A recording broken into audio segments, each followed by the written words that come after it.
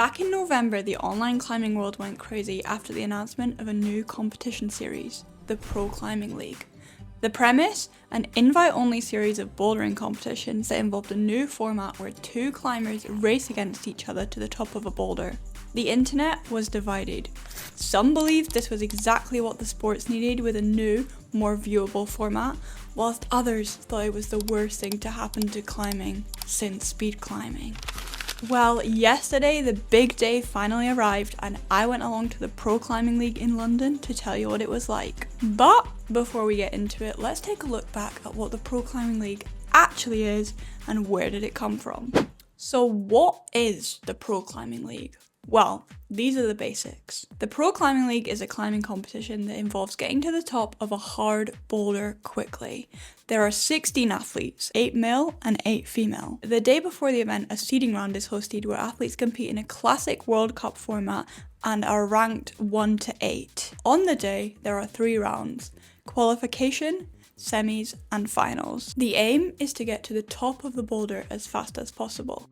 If neither athlete gets to the top, then it's whoever got the highest, and if they both tied, then it's whoever got to that point the quickest. In the qualification round, the athletes will compete on up to 3 boulders, with the pairings coming from the seeding round the day before. All pairings compete on the first 2 boulders, and if the same athlete wins on both of those boulders, they won't progress to boulder 3, but if a different athlete wins, then they do go to boulder 3 for a tiebreaker. The top 4 then progress to the semi-final round, where they compete on another head-to-head boulder. This block then decides who progresses to the big final and who progresses to the small final, which is where we see one more boulder and then the athletes battle it out for 3rd and 4th and 1st and 2nd.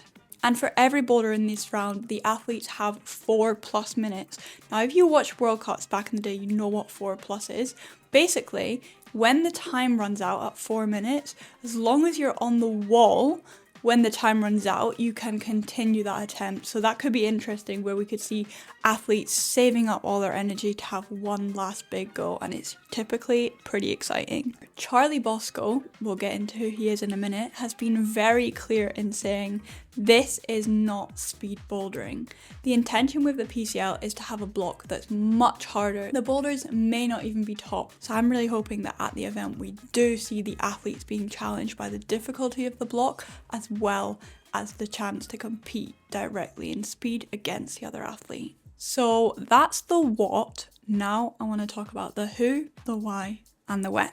So the Pro Climbing League is co-founded by Charlie Bosco and Danan Markey.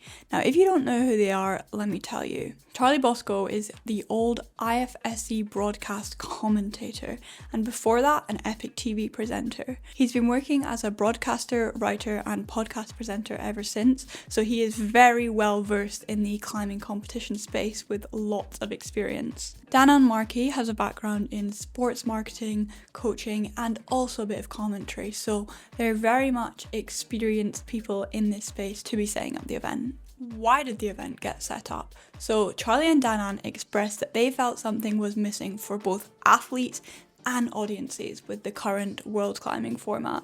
Charlie described the PCL as a chance to give back to the athletes and the community that love our sport, and that's a theme that we've seen throughout the pre-event coverage, that community is going to play a big part in the PCL going forward. So when they talk about things missing from the current formats, I want to actually go into what is missing.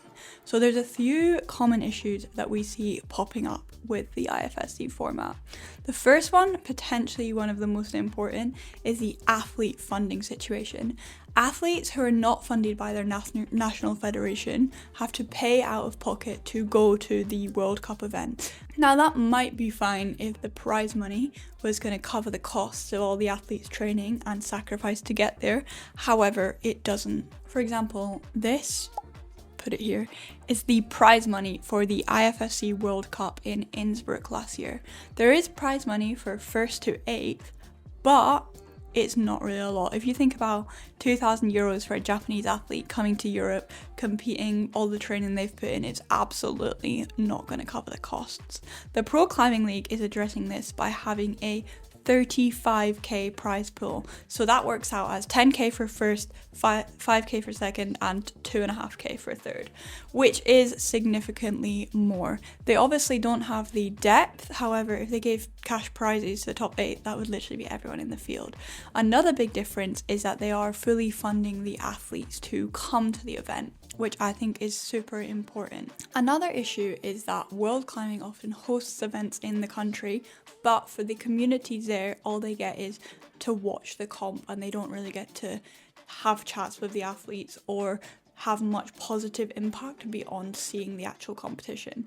And this is something that I'll touch more on later, but the Pro Climbing League has very actively stated that they don't want it to be a single event in a community. They want to have a whole surrounding kind of community vibe, so that it's more than just 4 hours watching pro climbers do cool boulders, which I think is really cool.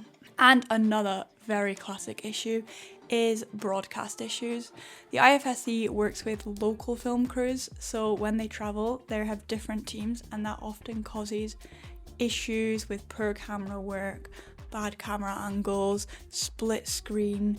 There's a lot of issues, and if you've ever watched a broadcast, you're probably going to know them. And the Pro Climbing League is addressing this by streaming the event on Red Bull TV. They've said that they believe this broadcast will be much better, with no zooming in on people's feet during critical moments, and that's a big one.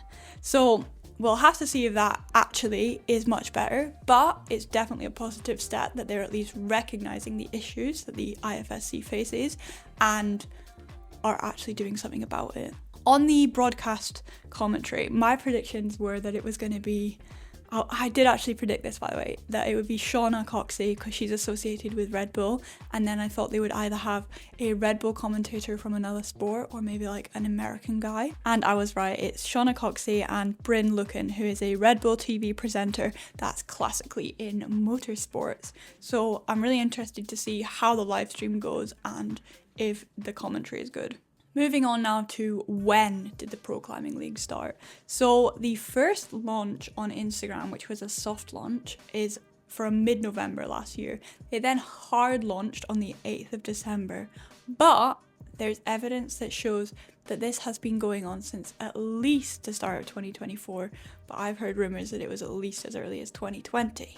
So it's definitely been in the works for a while. And in terms of testing, they held a March 2024 test event at the Kilter Studio, then a second test event in the US in April 2024, and then they had a final test event in the Netherlands last December, which was at a wall called Grip. And one thing I noticed was that they ran this test event on an adjustable wall, so I'm wondering if at the PCL they will also use an adjustable wall. So prediction, let's find out, although by the end of this video it will already have happened, so you'll know. And I have a conspiracy theory, and that is that it wasn't going to be called the Pro Climbing League, it's that it was going to be called the World Climbing League. And my basis for this conspiracy is one photo from Instagram, which I'll show you.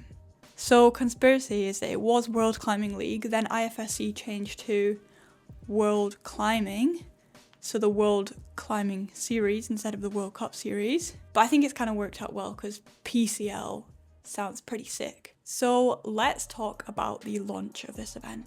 So the launch of this event happened primarily through Instagram, with the first post on the page being from mid-November and the hard launch of what the event was in early December.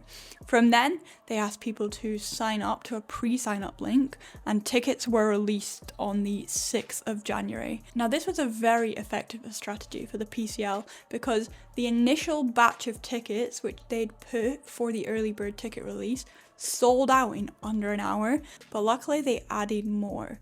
So that went well. There was a few tickets left after the early birds, and they did go on general release and sold out the day of general release. So clearly there's demand. Standard tickets were priced at £49 per person, with the early bird being £45. And I thought this was a bit steep, but considering the event and the circumstances, I actually think it's fine. I just think I'm a cheapskate. But they did also have VIP tickets, with bronze coming in at £100, silver at £120, and gold at £200. And so I thought, let's compare that to the price of a World Cup pass. And I looked at the Prague World Cup, and for the Prague World Cup that's coming up in 2026, you can get a 4-day pass at a standard price of £90, so double that of the PCL, but also quadruple the climbing. Premium for £200, and like super premium VIP for £538.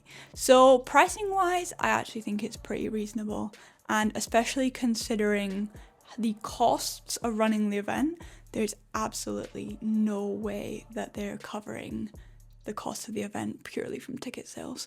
Okay, so now I want to talk about the pre-comp hype. And if you haven't been in London, then you might have missed some of this because it has been very targeted towards the local community.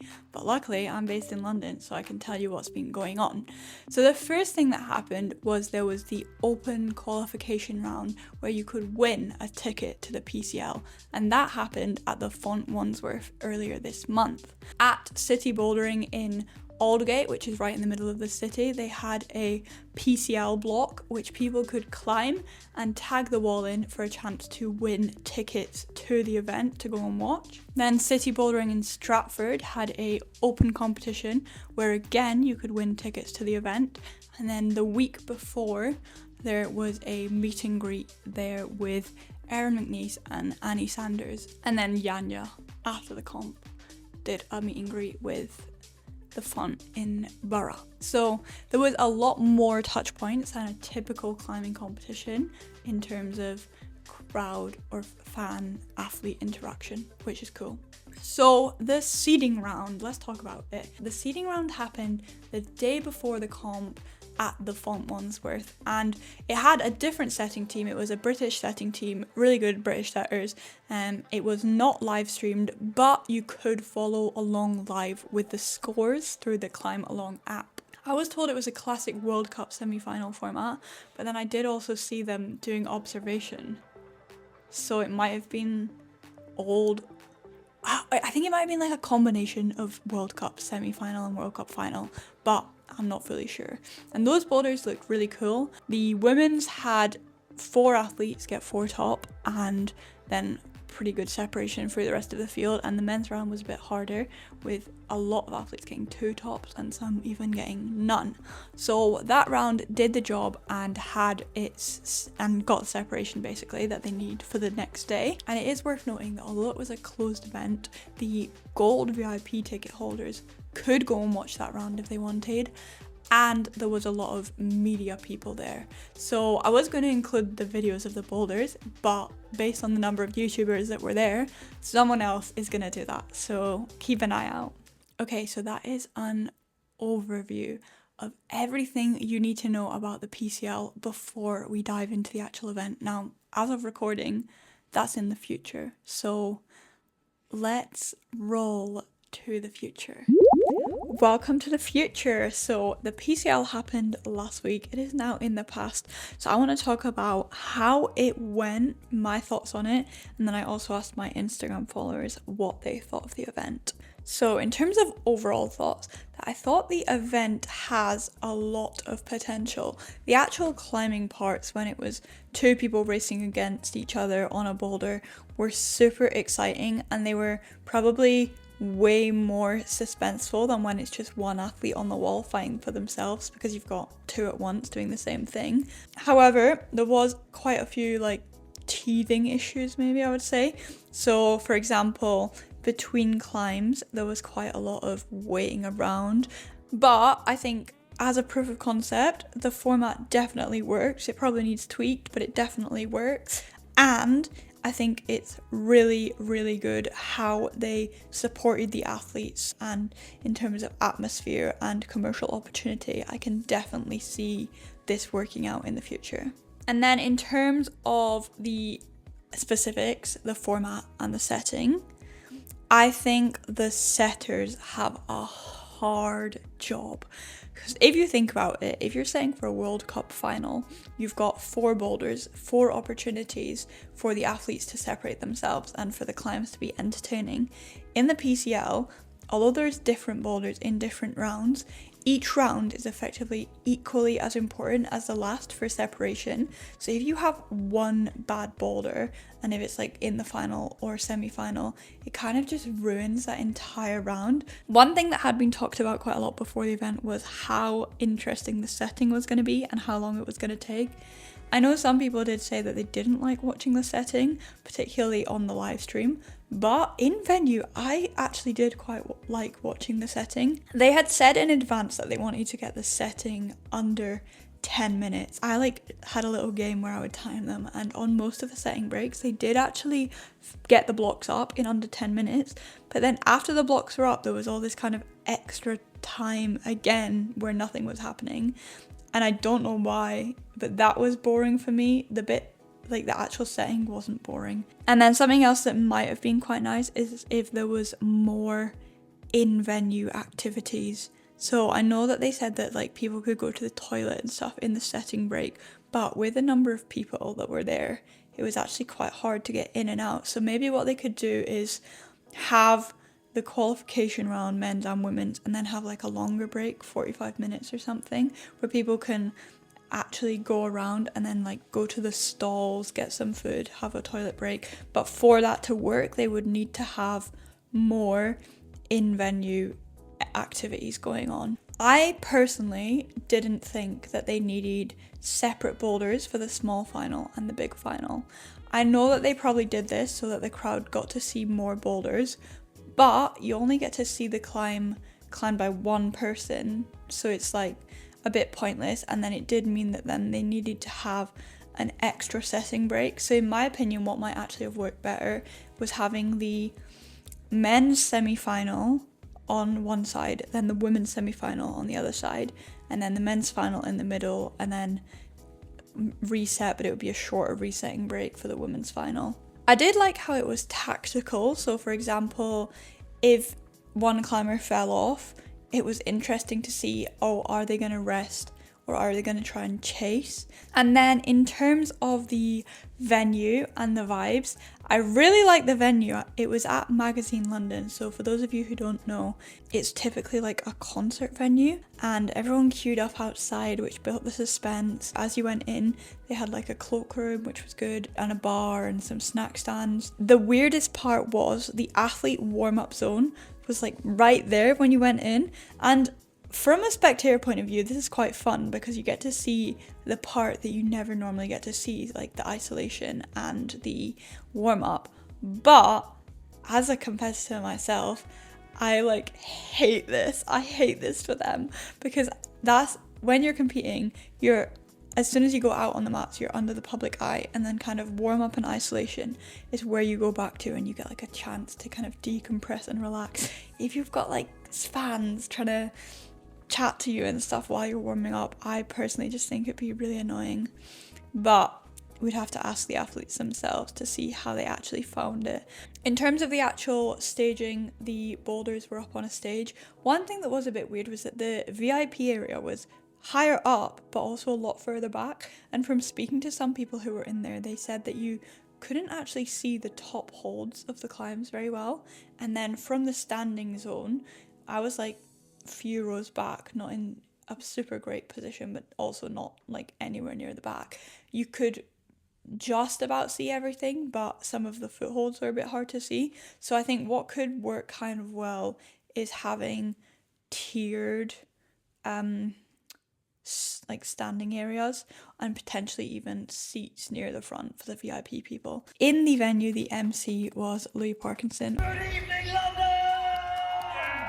Which I think was really nice to have kind of a local famous face who's also experienced of doing commentary and stuff in the past. So I hope that if they travel to different cities, they'll kind of get someone Louis equivalent who's well known by the community and got that fun, lighthearted vibe. However, at the start, I feel like they just tucked him on stage with no direction because he seemed confused. We were all confused as to what was going on. So I think it would be a situation where they need to like brief the MC a bit better or give them more direction. And I think there was also quite a lot of miscommunication between the live stream and the in-venue event. So again, earlier I mentioned between the boulders there was a lot of time. There was interviews going on and stuff, and one thing that kept happening was you would tell that the athlete was having an interview because that we would be having a gap with nothing on. Then on the screens the video would come up, but if you were too far forward you couldn't really see the screens, and then also the audio would come in after the video, so we kept getting like half an interview, which was kind of annoying. And then other like very slight issues with the venue or with the technical setup was the timer with the clock above the wall didn't sync exactly to the buzzer noises. I mean, it was like maybe 0.3 of a second out, but it did annoy me a bit. So if I was gonna run the event, that's one thing that I would improve for next time. So there was a lot of public opinion on this event. I feel like literally everyone who was kind of anyone in climbing was either at the event or watching the event, and then also talking about the event, post the event, kind of like me right now. So I asked my Instagram followers what they thought, and let's see. A lot of people said they thought it was too quick, not in terms of actual time, but in terms of climbing time on the wall. And I would say I kind of agree with that. I had to move. So a lot of people said that the atmosphere was really good, which I agree with. In venue again, there was need for bigger screens and a kind of ranked standing situation. And someone else mentioned that you can't see the top hold from the balcony. Mixed feelings, I think. Valid. Someone here said that there was still close-ups at the wrong moment, which I know they did not want to have with Red Bull TV, so I imagine that that's something that would also have been followed up by the event. A couple of people were sad that there was no slab, and I heard that the reason there was no slab is because slab made it too slow, but I feel like that it was actually better when it was slower almost. And I also saw a video from Impact Climbing, I'm pretty sure, or Impact Route Setting, who said that they also thought there should have been slab. I think a couple people thought that the route setting wasn't entertaining and that they could maybe even do like circling boulders, so you didn't have to watch the setting would get done already and then they just kind of bring in a wall. That would be cool. I think a lot of you also had opinions on the fact that the women's setting was too easy. Exhibit A. Before the event, I heard that they were going to mic up the competitors. So I haven't watched the live stream back, but if you watched the live stream, can someone please tell me if they A, did mic up the competitors, and B, was that entertaining? Because from the audience perspective, we couldn't hear that for a start, and it also looked like some of the competitors were chatting to each other and others weren't. So if you watched the live stream, can you tell me what that was like, please? Because I really want to know.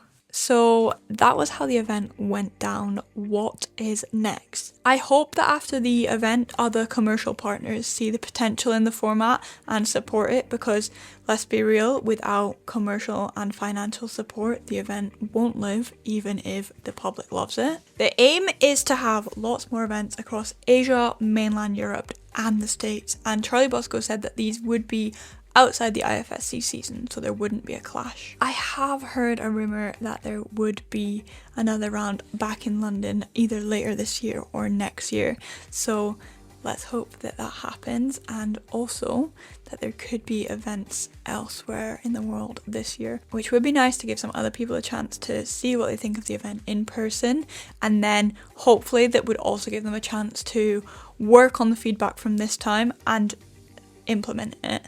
I know that they have been listening to what people thought of the event, because we've seen in the Instagram comment sections they are replying to people. Just to wrap up, PCL, well done. you've run your first event. It wasn't perfect, but definitely the community and athlete focused ethos is something that the sport has needed for a while, and I'm really excited to see where it goes next. Did you go to the PCL? Did you watch it on the live stream? If so, let me know what you thought in the comment section, and I'll see you in 2 weeks for another video. Bye!